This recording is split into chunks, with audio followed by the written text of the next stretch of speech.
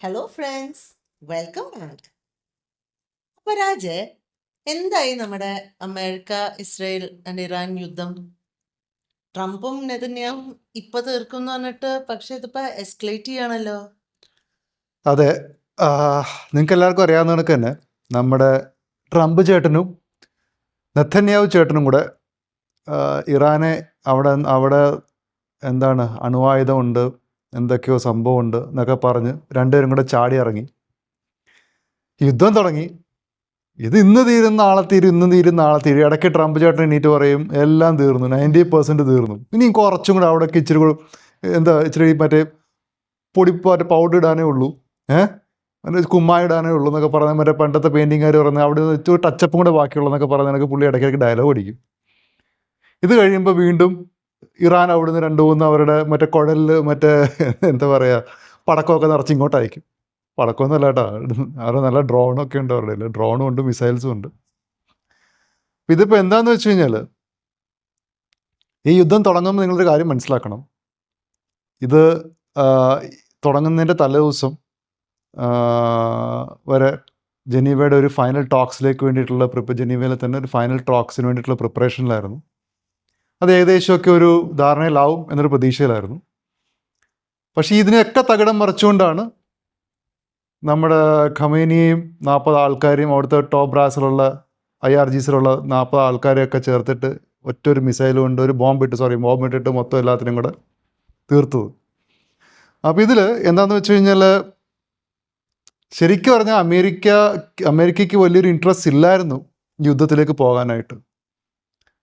അപ്പം അമേരിക്ക ഇതെങ്ങനെയെങ്കിലും സെറ്റിൽ ചെയ്യണം എന്നൊക്കെ ഒരു പ്ലാനിലൊക്കെ ട്രംപ് ഇരുന്നത്. പക്ഷേ ഖമേനി ചെയ്തൊരു തെറ്റെന്തെന്ന് വെച്ച് കഴിഞ്ഞാൽ, ഇത്രത്തോളം ഒരു ത്രെട്ട് ഉള്ളപ്പം ഈ ഖമേനിയും 40 ടോപ്പ് ആയിട്ടുള്ള 40 ആൾക്കാരും കൂടെ ഒരിടത്ത് കൂടി ഒരു മീറ്റിംഗ് കൂടി. അപ്പം നെതന്യാഹു അവിടുന്ന് മറ്റേ ബൈനാക്കുലർ വെച്ച് ഇങ്ങനെ നോക്കിക്കൊണ്ടിരിക്കുകയല്ലേ. നെതന്യാഹു നോക്കിയപ്പോൾ എന്താണ്, ഇതെല്ലാവരും കൂടെ ഒരിടത്ത് കൂടിയിരിക്കുന്നു, ഇത് തന്നെ പറ്റിയ അവസരം. അപ്പം ഇയാൾ കുറേ ട്രംപിനെ കുറേ പെർസ്വേഡ് ചെയ്തിട്ടാണ് ഇതിനെ ട്രംപ് ഒരു യെസ് മൂളിയത്. അതിൻ്റെ കാര്യം 2 കാര്യങ്ങളുണ്ട്.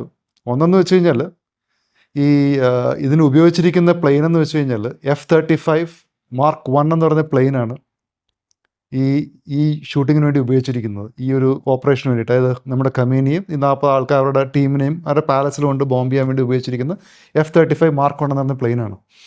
F-35 എന്ന് പറഞ്ഞ ഫൈറ്റർ ശരിക്കും US-ൻ്റെ ആണ്. പക്ഷേ F-35-1 എന്ന് പറയുന്ന സാധനം അത് ഇസ്രയേലിൻ്റെയാണ്. ഇസ്രയേൽ എന്ന് വെച്ചാൽ ഇസ്രയേൽ F-35 മേടിച്ചിട്ട് അവർക്കറിയാലോ, അവർക്ക് കണ്ടമാനം ഇതിൽ ഈ ആംസിലും അമ്യൂണിഷൻസിൽ അവരുടെ റിസർച്ചൊക്കെ ഒരുപാട് വലുതാണ്. ഒരു they have A good research team. അപ്പോൾ അതിൽ അവരുടേതായ പരിഷ്കാരങ്ങൾ വരുത്തിയിട്ടുള്ള പ്ലെയിനാണ് F-35-1 ആൻഡ് ദാറ്റ് ഈസ് ഒരു ഡെഡ്ലി സ്റ്റെൽത്ത് ഫൈറ്ററാണത്. അത് വെച്ചിട്ടാണ് അവരെ ബോംബാർഡ് ചെയ്തിരിക്കുന്നത്. അത് കഴിഞ്ഞിട്ട് 3 മണിക്കൂർ കഴിഞ്ഞിട്ടാണ് US ഇതിലേക്ക് ചാടി പുറപ്പെടുന്നത്. ഓക്കെ, എനിവേസ് US-നെയും കൂടെ പിടിച്ചിട്ട് അതിട്ടു. അപ്പോൾ അവർ വിചാരിച്ചു, എന്താ പറയുക, ഈ ഒരു ടിപ്പിക്കൽ ഒരു ഇസ്രായേൽ മോഡൽ ഓഫ് ഓപ്പറേഷനാണ്. എന്ന് വെച്ചാൽ ഒരു യുദ്ധം തുടങ്ങിക്കഴിഞ്ഞാൽ ആദ്യം തന്നെ മുകളിലിരിക്കുന്നതിനൊക്കെ തട്ടിക്കളയാം. ഇപ്പോൾ ഒരു യുദ്ധം നടക്കുമ്പോൾ മുകളിലിരിക്കുന്നതിനെല്ലാം കൂടെ തട്ടിക്കഴിഞ്ഞ് കഴിഞ്ഞാൽ താഴേക്കുള്ള ആൾക്കാർക്കൊക്കെ എന്താ പറയുക ഇളകും. ഒരു ഫ്ലാറ്റ് ആണെങ്കിൽ ഫ്ലാറ്റിൻ്റെ മുകളിൽ വെച്ച് അങ്ങ് അടിച്ചു കളഞ്ഞാൽ ആലോചിച്ച് നോക്ക്, പതറും. അപ്പോൾ അതാണ് അവർ ഉദ്ദേശിച്ചത്. പക്ഷേ അവർക്ക് എവിടെ തെറ്റ് പറ്റിയെന്ന് വെച്ച് കഴിഞ്ഞാൽ, ഇറാൻ എന്ന് പറയുന്ന ഒരു രാജ്യം ഭരിക്കുന്നത് എന്താ പറയുക ഒരു റിലീജിയസ് ഇതിൽ ഉറച്ചു നിന്നുകൊണ്ട്, അല്ലെങ്കിൽ ഞാൻ വേറെ വാക്കുകളൊന്നും ഉപയോഗിക്കുന്നില്ല, അങ്ങനത്തെ ഒരു റിലീജിയനിൽ അധിഷ്ഠിതമായിട്ടൊരു ഗവൺമെൻറ്റാണ്. മനസ്സിലായില്ലേ? അല്ല ഒരു പൊളിറ്റിക്കലി എലക്റ്റഡ് അല്ലെ ഡെമോക്രസിയിൽ കൂടെ വന്ന ഗവൺമെൻറ് ഒന്നുമല്ല. ഡെമോക്രസിയിലൂടെ വന്ന അല്ലെങ്കിൽ ഒരു മൊണാർക്കൊക്കെ ആണെങ്കിൽ രാജാവ് പോയി കഴിഞ്ഞാൽ പിന്നെയും താഴെ നിന്ന് എന്തെങ്കിലുമൊക്കെ ചെയ്യാൻ പറ്റും. ഇതങ്ങനല്ല. ഇതെന്താണെന്ന് വെച്ച് കഴിഞ്ഞാൽ ഒരു കൊമേനി പോയി കഴിഞ്ഞാൽ വേറെ കൊമേനി വരും, അത് കഴിഞ്ഞാൽ വേറെ ആൾ വരും, ഇങ്ങനെ വന്നുകൊണ്ടിരിക്കും. അപ്പോൾ അത് അവർക്ക് പറ്റിയ ആദ്യത്തെ മിസ്റ്റേക്ക്. അവർ വിചാരിച്ചു കൊമേനിയും ടീമിനും കൂടെ തട്ടിക്കഴിഞ്ഞ് കഴിഞ്ഞാൽ ഓക്കെ, ഇവർക്ക് കംപ്ലീറ്റ് ഇവരുടെ ഒരു ഇത് പോവും, ടേക്ക് ഓവർ ചെയ്യാൻ പറ്റും. അങ്ങനെ ഒരു ബംബാർഡ്മെൻറ്റ് തുടങ്ങി. പിന്നെ അത് കഴിഞ്ഞപ്പോഴത്തേക്ക് ഇറാൻ അവർക്കറിയില്ല, അവർക്ക് നമ്മുടെ മിസൈലും ഡ്രോണും അവരുടെ ഇഷ്ടം പോലെ ഇരിപ്പുണ്ട്. ഡ്രോണുകൾ അവരുടെ ചീപ്പ് ഡ്രോൺസാണ്. അത് വെച്ചിട്ട് അവരങ്ങോട്ട് അയക്കാൻ തുടങ്ങി. ഈ ഡ്രോൺ, ഈ പറഞ്ഞ എക്സാമ്പിൾ ഞാൻ പറയുന്നത്, ഡ്രോൺ 1 ലക്ഷം രൂപയാണ് ഡ്രോണിൻ്റെ വിലയെങ്കിൽ ഇതിനെ ഇൻ്റർസെപ്റ്റ് ചെയ്യാനായിട്ട് ഇസ്രായേലും ഇറാനും പിന്നെ ചുറ്റോടുള്ള അറബ് രാഷ്ട്രങ്ങൾ ഉപയോഗിക്കുന്ന ഇൻ്റർസെപ്റ്റർ എന്ന് പറഞ്ഞാൽ മറ്റേ മിസൈൽ ഉണ്ടല്ലോ, അതിന് മില്യൺസാണ് വില. അപ്പോൾ യുവന്മാർ ഇത് വെച്ചിട്ട് ഇങ്ങനെ അടിക്കാൻ തുടങ്ങി. ഇതിനെ ഇൻ്റർസെപ്റ്റ് ചെയ്യാനായിട്ട് ഇവരിങ്ങനെ വില കൂടി മിസൈൽസ് വിട്ടും തുടങ്ങി. അതിൻ്റെ കൂടെ തന്നെ ചേർത്ത് വായിക്കേണ്ടതെന്ന് വെച്ച് കഴിഞ്ഞാൽ ഇവർ കണ്ടമാനം നമ്മുടെ ഇസ്രായേലും അമേരിക്കയും കൂടെ കണ്ടമാനം നശിപ്പിച്ചിട്ടുണ്ട് അവിടെ. കണ്ടമാനം ബൊമ്പാട് ചെയ്തിട്ട് ഞാൻ പറഞ്ഞില്ലേ. അതിൻ്റെ ഇടയ്ക്ക് വേറെ കാര്യം വെച്ചാൽ ഒരു സ്കൂളിൽ 140 പിള്ളേർ മരിച്ചു. ആരും അത് ഏറ്റെടുക്കാനുണ്ടായിരുന്നില്ല. ആദ്യം ഇസ്രായേലാന്ന് പറഞ്ഞു, പിന്നെ കണ്ടുപിടിച്ചു അത് US ആയിരുന്നു. അത് കണ്ടുപിടിച്ച എങ്ങനെയാണെന്ന് വെച്ച് കഴിഞ്ഞാൽ അവർ ഉപയോഗിച്ചിരുന്ന ടോം ഹോക്ക് മിസൈലാണ് ഉപയോഗിച്ചത്. ഈ ടോം ഹോക്ക് മിസൈൽ ഉപയോഗിക്കുന്ന ഏക രാജ്യം ഏതാണ്? US മാത്രമേ ടോം ഹോക്ക് മിസൈലുള്ളൂ. അത് എനിക്ക് നമ്മുടെ ഒരു ഇത് വെച്ച് നമ്മുടെ ഒരു ഇത് വെച്ചിട്ട് എന്താണെന്ന് വെച്ച് കഴിഞ്ഞാൽ അതൊരു മിസ്റ്റേക്ക് ആയിരുന്നു. ബിക്കോസ് അവരുടെ ഒരു മാപ്പിങ്ങിൽ പണ്ട് ഈ IRGCയുടെ ഒരു ക്യാമ്പായിരുന്നു, ക്യാമ്പിൻ്റെ അടുത്തായിരുന്നു സ്കൂൾ, ക്യാമ്പിൻ്റെ അകത്തായിരുന്നു സ്കൂൾ. പിന്നെ അവരത് മാറ്റി പുറത്തേക്ക്. പക്ഷേ അവരുടെ മാപ്പിങ്ങിൽ ഇപ്പോഴും അത് IRGCയുടെ ഒരു ക്യാമ്പായിട്ടാണ് കണക്കൂട്ടിയിരുന്നത്. അങ്ങനെ ചെയ്തതാണെന്നാണ്, അല്ലെങ്കിൽ എന്തോ ഒരു may be some fault. Anyways that was done by US. പക്ഷേ അതിൻ്റെ അകത്തൊരു വിഷമിപ്പിക്കുന്ന ഭാഗം എന്താണെന്ന് വെച്ചാൽ ഏറ്റെടുക്കാൻ ആരുമില്ലായിരുന്നു. മനസ്സിലായില്ലേ? ആരും പറഞ്ഞില്ല ഇത് ഞാനാണ് ചെയ്തതെന്നുള്ളത്. അത് ചെയ്തത് വെറും മോശമായിപ്പോയി. ഈതർ വേ. അത് കഴിഞ്ഞിട്ട് നിങ്ങൾ ഈ യുദ്ധത്തിനെ പറ്റി വേറെ കാര്യം നോക്കുകയാണെങ്കിൽ ഇറാനിൽ അവർ അവിടെ ഇവിടെയൊക്കെ അടിക്കുന്നുണ്ട്. പക്ഷേ കാർഗ് ഐലൻഡ് മാത്രം അവർ തൊട്ടിട്ടില്ല. അത് അതേപോലെ അവർ മാറ്റി വെച്ചിട്ടുണ്ട്. അതിൻ്റെ റീസൺ എന്തെന്നറിയോ?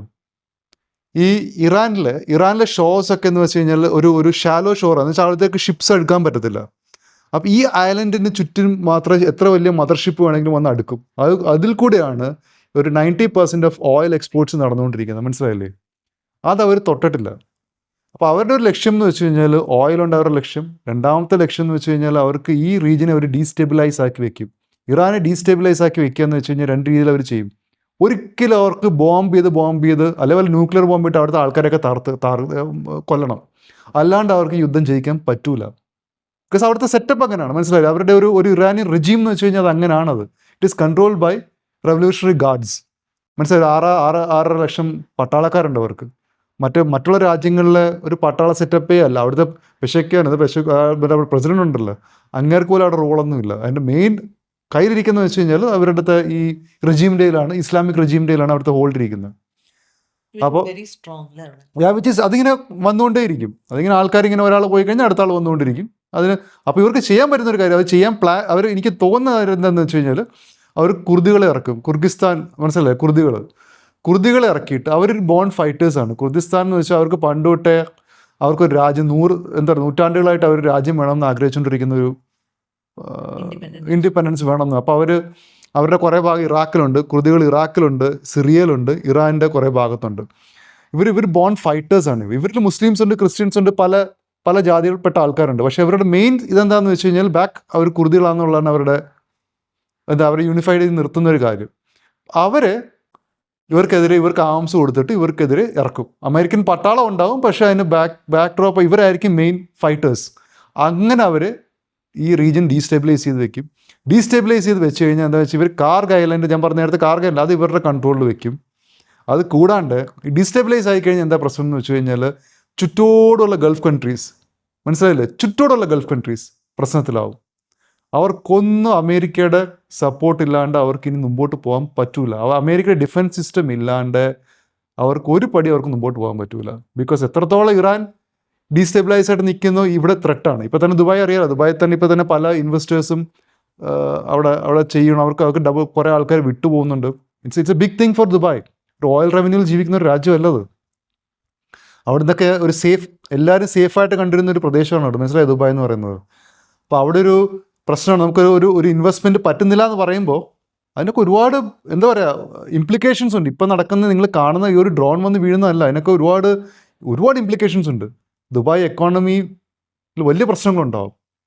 അതുകൊണ്ട് ഇറാൻ എന്ന് പറയുന്ന ഒരു രാജ്യം എന്ന് വെച്ച് കഴിഞ്ഞാൽ അത് ഭയങ്കര സ്ട്രാറ്റജിക്കലി ഭയങ്കര ഇമ്പോർട്ടൻ്റ് ആയിട്ടൊരു രാജ്യമാണ് ഇറാൻ എന്ന് പറയുന്നത്, മനസ്സിലായില്ലേ?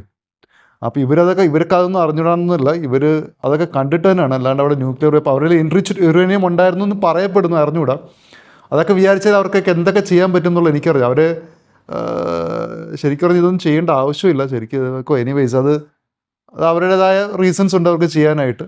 അവർ ഈ പറയുന്ന റീസൺ ഒന്നും അല്ല അതിൻ്റെ പുറകിലുള്ള, ഞാൻ ഈ പറയുന്ന കണക്കുള്ള അവർക്ക് വേണ്ടിയിട്ടുള്ള ഓയിലിൻ്റെ ഇത്, പിന്നെ ഇസ്രായേലിന് ഈ പറയുന്ന കണക്ക് ദേ consider Iran as A threat. മനസ്സിലായില്ലേ? പിന്നെ ഒരിക്കലും ഇനി എന്താ നടക്കാൻ പോകുന്നത് വെച്ച് കഴിഞ്ഞാൽ, ഇറാനിൽ ഒരിക്കലും ഒരു എന്താ പറയുക, സ്ട്രോങ് ആയിട്ടൊരു ഭരണം വരൂല, സമ്മതിക്കൂല. ഇപ്പോഴത്തെ പുതിയ ഖമൈനി 2, നമ്മുടെ ചെറു ഖമൈനി, പുള്ളി ഇപ്പോൾ ലേറ്റസ്റ്റ് ന്യൂസ് കണ്ടില്ലേ? ലേറ്റസ്റ്റ് ന്യൂസിൽ കാണുന്നതെന്ന് വെച്ച് കഴിഞ്ഞാൽ പുള്ളി അറ്റാക്ഡ് ആയിട്ടുണ്ട്. പുള്ളി ഒരു ട്രംപിൻ്റെ ഇതിൽ he's consider as A vegetable എന്ന് പറയുന്നത് വെച്ചാൽ പുള്ളി കോമയിലാണ്. പുള്ളിയുടെ ഇന്റേണൽ പുള്ളി 2 കാലും മുറിച്ച് കളഞ്ഞു. പുള്ളിയുടെ ഇന്റേണൽ ഓർഗൻസ് പ്രശ്നത്തിലാണ്. അതിനകത്ത് ലിവറിലൊക്കെ എന്തൊക്കെ പ്രശ്നങ്ങൾ ഉണ്ടായിട്ടുണ്ട്. So it's not a good state. അപ്പോൾ ഒരു കൺട്രോളിന് പറ്റിയ ഒരു സുപ്രീം പവർ ഇല്ല, ഇപ്പോഴും ഇല്ല. IRGCയെ കൺട്രോൾ ചെയ്യാൻ പറ്റുന്ന സുപ്രീം പവർ ഇപ്പോഴും ഇല്ല. ആൻഡ് ദിസ് IRGC എന്ന് പറയുന്ന സാധനം ദേ ആർ ഡേഞ്ചറസ്. ഞാൻ പറഞ്ഞില്ല, അവർക്ക് ഈ അവരുടെ കയ്യിൽ പറയപ്പെടുന്ന പ്രകാരമാണെങ്കിൽ അവരുടെ they have got supersonic ballistic missiles with them. Still it is there. And അത് അവർക്ക് എങ്ങോട്ട് വേണമെങ്കിൽ എടുത്ത് പ്രയോഗിക്കാം. മനസ്സിലായില്ലേ? അത് അതെ. ഇപ്പം അതുകൊണ്ട് തന്നെ അവർ കാണിച്ച വേറൊരു വലിയൊരു പ്രശ്നം എന്ന് വെച്ചാൽ, ഹോർമൂസ് സ്ട്രെയിറ്റിൽ അവർ മൈൻസ് ഇംപ്ലാന്റ് ചെയ്തിട്ടുണ്ട്. That is another big issue. Hormuz strait അറിയില്ല, ഇപ്പം തന്നെ അടച്ചപ്പോൾ നമ്മുടെ നാട്ടിൽ നിന്ന് LPG ഒന്നും കിട്ടാനില്ലാണ്ടായിട്ടുണ്ട്. ബട്ട് സ്റ്റിൽ അവർ 2 ഇന്ത്യൻ ഷിപ്പിനെ വിട്ട എന്താണെന്ന് വെച്ച് കഴിഞ്ഞാൽ, അവിടെ ഇറാൻ്റെ 2 ഷിപ്പ് ഇവിടെ കിടപ്പുണ്ട്. പണ്ട് ഞാൻ ഏതോ ഒരു സോഷ്യൽ മീഡിയ കണ്ട കണക്ക് തന്നെ നമ്മുടെ ജയശങ്കർ പോയി പറഞ്ഞാൽ, എന്നാൽ ഞങ്ങൾ ഇവിടുന്ന് 2 ഷിപ്പ് അങ്ങോട്ട് അയക്കുമെന്ന് പറഞ്ഞു. അപ്പോൾ അവർ കാര്യം പിടികിട്ടി, അവർ ഇന്ത്യൻ ഷിപ്പ് വന്നോളാൻ പറഞ്ഞു. അല്ല, ഇന്ത്യയുടെ പ്രത്യേകിച്ച് സ്നേഹം ഉണ്ടായിട്ടൊന്നും അല്ല കേട്ടോ. എനിവേയ്സ്, അപ്പോൾ നമ്മൾ പറഞ്ഞു വന്നൊരു ഭാഗം എന്താണെന്ന് വെച്ച് കഴിഞ്ഞാൽ, ഈ യുദ്ധം ഇസ്രായേലും അമേരിക്കയും വിചാരിക്കുന്ന കണക്ക് നിർത്താൻ പറ്റൂല. മനസ്സിലായില്ല? അവർ കുറേ ബോംബ് ചെയ്ത് നശിപ്പിക്കും, ആ സ്ഥലങ്ങൾ നശിപ്പിക്കും. പക്ഷേ അതുകൊണ്ട് ഒരിക്കലും റെജീമിനെ ടോപ്പിൾ ചെയ്ത് അവരുദ്ദേശിക്കുന്ന ഷായുടെ മകനെ അവിടെ കൊണ്ട് വയ്ക്കാൻ പറ്റൂല.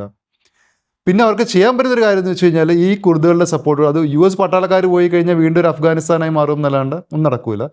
US പട്ടാളക്കാരെ ബാക്കിൽ നിർത്തിയിട്ട് അവർ കുർദുകൾക്ക് ആംസ് ആൻഡ് അമ്യൂണിഷൻസ് കൊടുത്തിട്ട് അവർ ഇത് ഫൈറ്റ് ചെയ്തുകൊണ്ടേയിരിക്കും. ഒരിക്കലും തീരാ യുദ്ധമായിട്ട് ഇതിങ്ങനെ നടക്കും. പൊതുവെ ഉള്ള ഗൾഫ് റീജിയൻ ഡീസ്റ്റെബിലൈസ് ആയി അറിയാം. കോടിക്കണക്കിന് മലയാളികൾ ഇവിടെ താമസിക്കുന്നുണ്ട്, ജോലികളെ എഫക്റ്റ് ചെയ്യും. അതൊരു ചെയിൻ റിയാക്ഷൻ ആണല്ലോ. മനസ്സിലായില്ലേ? ഒരിടത്ത് തുടങ്ങിക്കഴിഞ്ഞാൽ അത് പല അതിൽ ഏറ്റവും കൂടുതൽ, അപ്പം ഈ കോൺഫ്ലിക്ട്സിലൊക്കെ ഏറ്റവും കൂടുതൽ ബെനിഫിറ്റ് ചെയ്ത കൺട്രി റഷ്യയാണ്. ഇപ്പോൾ ട്രംപ് റഷ്യയോട് പറഞ്ഞിരിക്കുന്നത്, എന്ത് വേണേ എവിടെ വേണേ വിറ്റോ, പുട്ടിൻ അതുകൊണ്ട് സന്തോഷത്തിൽ ഇങ്ങനെ ആർത്തുല്ലസിച്ച് നടക്കുകയാണ്. അപ്പോൾ എനിവേയ്സ്, അപ്പം വിൽ വെയിറ്റ് ആൻഡ് വാച്ച്. അപ്പം നമ്മുടെ കുട്ടി സഖാക്കന്മാരോട്, നമ്മുടെ കേരളത്തിലിരിക്കുന്ന സഖാക്കന്മാരോടും പറയാനുള്ളതെന്ന് വെച്ച് കഴിഞ്ഞാൽ, ഈ ഇറാൻ എന്ന് പറഞ്ഞ് തുള്ളിച്ചാടാതെ ഇന്ത്യയുടെ കൂടെ നിൽക്കൂ. This is a big problem that is coming. നമ്മുടെ ഗൾഫ് കൺട്രീസിൽ നമ്മളെയൊക്കെ ചേർത്ത് പിടിക്കുന്ന ഗൾഫ് രാജ്യങ്ങളുണ്ടല്ലോ, അവർക്കാണ് ഏറ്റവും കൂടുതൽ പ്രശ്നം. അല്ല US-നോ ഇസ്രായേലിനോ അല്ല, ഇന്റേണൽ നമ്മളെ എഫക്റ്റ് ചെയ്യും. ഓക്കെ, സോ ബി വിത്ത് ദം. ഗൾഫ് കൺട്രീസിനെ ചേർത്ത് പിടിക്കുക, നമ്മുടെ രാജ്യത്തിനെ ചേർത്ത് പിടിക്കുക. സോ അൺടിൽ ഒരു പുതിയ സബ്ജക്റ്റ് വരെ, until then take care, by.